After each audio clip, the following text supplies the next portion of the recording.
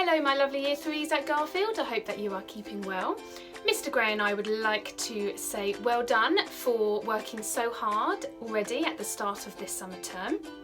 And we are really enjoying working with you through our new Google Classroom. So we hope that you are enjoying it too. We hope that you are enjoying the activities that we are giving to you each week. And please do continue to upload any work onto the stream or directly to your class teacher. And to ask us any questions that you have, either get your grown-ups to email or pop us a message on the stream and we are there to help you. But this video is all about our next chapter of How to Train Your Dragon, and we are on to chapter number 4.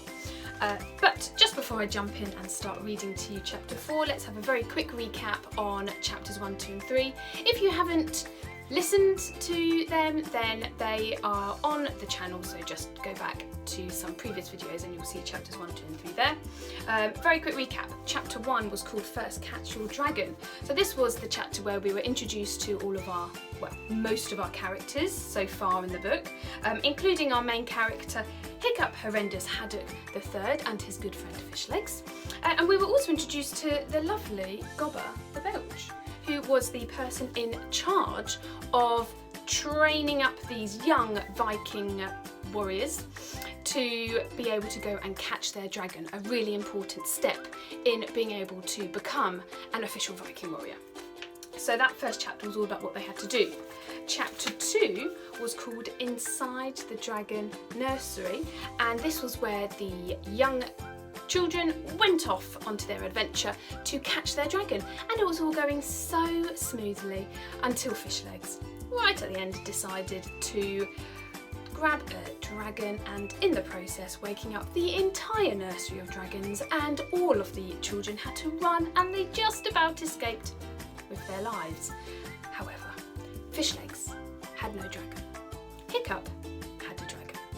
And we learn it near the end of chapter 2 that Hiccup, being the great friend that he is, gives his dragon to Fishlegs because Fishlegs was so worried about not having caught one. And during their escape, luck so happened to be on Hiccup's side and he managed to get another dragon and they escaped. Chapter 3 was called Heroes or Exiles, and this was where we learnt that the dragons that Fishlegs and Hiccup both had were not quite as triumphant as they had probably hoped for. In fact, the last couple of sentences of chapter 3 describes the size of Hiccup's dragon being, it was so small it was going to make him look ridiculous. It was so small that Snotlout was going to have some very unpleasant things to say about it. So that is where we are up to, and now we are on to chapter 4, How to Train Your Dragon. Here we go. Ha ha ha! Snotlout was laughing so hard that he hadn't managed to say anything at all. The boys were hanging about the village gates, taking the opportunity to show off their dragons that they had caught. Hiccup had tried to walk through without being noticed, but Snotlout had stopped him. "Let's see what pathetic creature Hiccup has got," said Snotlout, and took off the lid. "Oh, this is brilliant, look at it," said Snotlout when he finally got his breath back from laughing. "What is it, Hiccup? An ickle brown bunny rabbit with wings? A fat flower fairy? A fluffy flying frog? Gather round everybody and see what the magnificent animal that our future leader has caught himself." "Oh, Hiccup, you are useless," crowed Speederfist. "You're the son of a chief, for Thor's sake. Why didn't you get one of those new monstrous nightmares with the 6-foot wingspan and the extra extendable claws? They're really mean killers, they are." "I have one," grinned Snotlout, gesturing to the terrifying-looking, flame-red animal fast asleep in his basket. "I think I shall call her Fireworm. What are you going to call yours, Hiccup? Sweetums? Sugarlips? Babyface?" Hiccup's dragon took this particular moment to give a huge yawn, opening his tiny mouth wide to reveal a flickering forked tongue, very pink gums, and absolutely no teeth at all. Snotlout laughed so hard, Dog's Breath had to hold him upright. toothless, cried Snotlout. Hiccup has found himself the only toothless dragon in the uncivilised world. This is too good. Hiccup the useless and his dragon toothless. Fishlegs leapt to Hiccup's defence. Well, you are not allowed that monstrous nightmare that you've got there, snot-faced Snotlout. Only the son of a chief is allowed a monstrous nightmare. That fireworm dragon is Hiccup's by right. Snotlout's eyes narrowed. He grabbed Fishleg's arm and twisted it viciously behind his back. Nobody's listening to you, you plankton-hearted, fish-legged disaster area, sneered Snotlout. Thanks to you and your snivelling, sneezing disability, that whole military operation was nearly a total disaster. When I'm chief of this tribe, the first thing I'm going to do is boot anybody with a pathetic allergy like yours straight out into exile. You're not fit to be a hooligan. Fishlegs went very white in the face, but he still managed to gasp out, But you are not going to be chief of this tribe. Hiccup is going to be chief of this tribe. Snotlout dropped Fishleg's arm and advanced menacingly on Hiccup. Oh, he is he? Jeered Snotlout.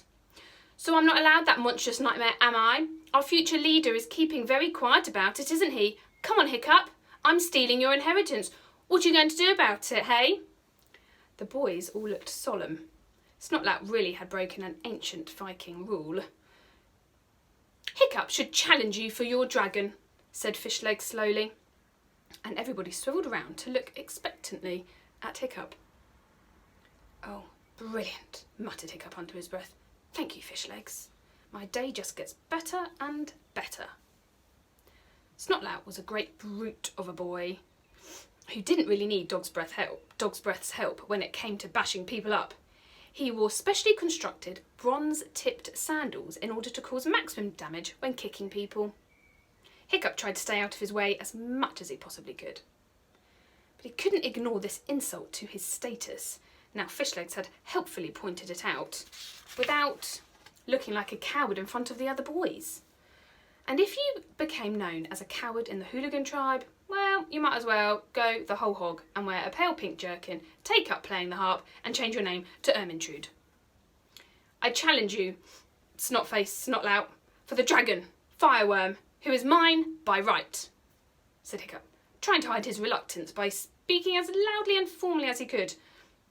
I accept your challenge, said Snotlout, super fast, grinning all over his horrid smug face. Axes or fists? Fists, said Hiccup, because axes were a really bad idea. I shall look forward to showing you how a real future hero fights, said Snotlout, and then he remembered something. After the initiation thing on Thursday, though. I don't want to stub my toe or anything while I'm kicking you all around the village.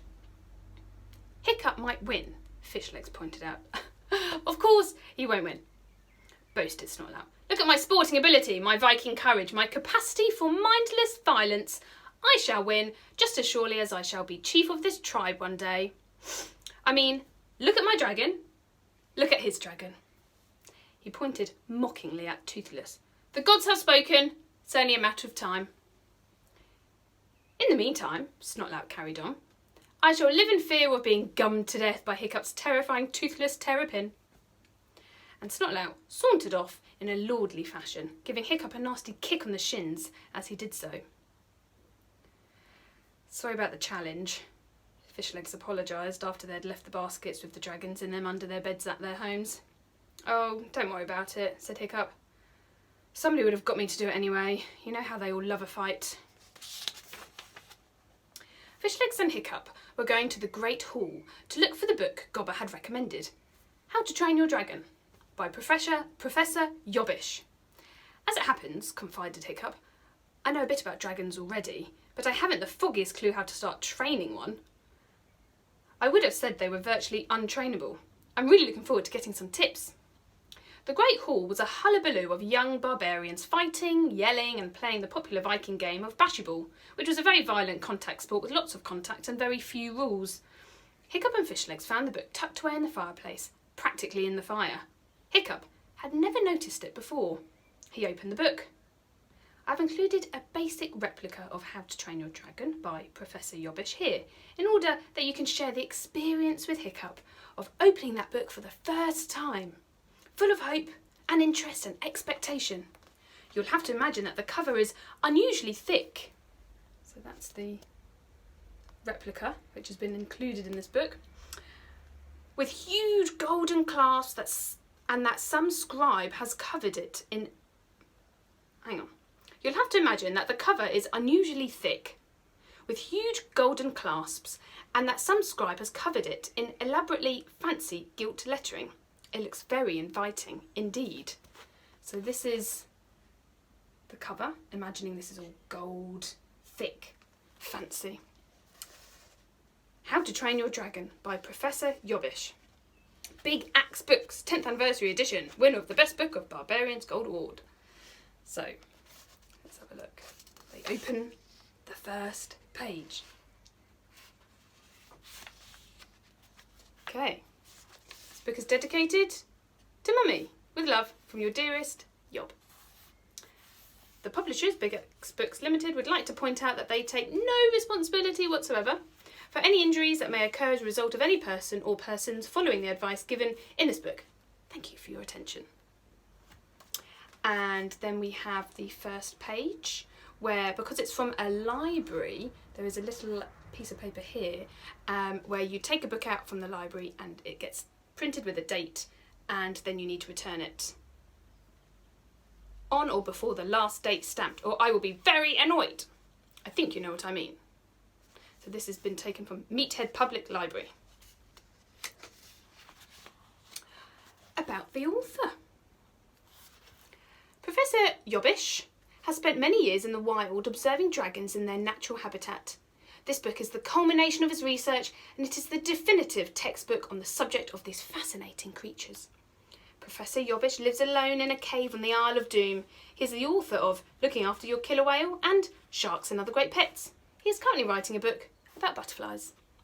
And if you notice, after his name it says brackets BA, MA on honours, Cantab, etc. And what happens is when you go to university and you get a degree and further qualifications, you can get these qualifications or degrees abbreviated, and they go after your name to show that you've received this qualification. Chapter the first and last. The golden rule of training, the golden rule of dragon training is to yell at it. The louder the better. The end. How would you train a dragon? So this is the blurb, this is the back of the book.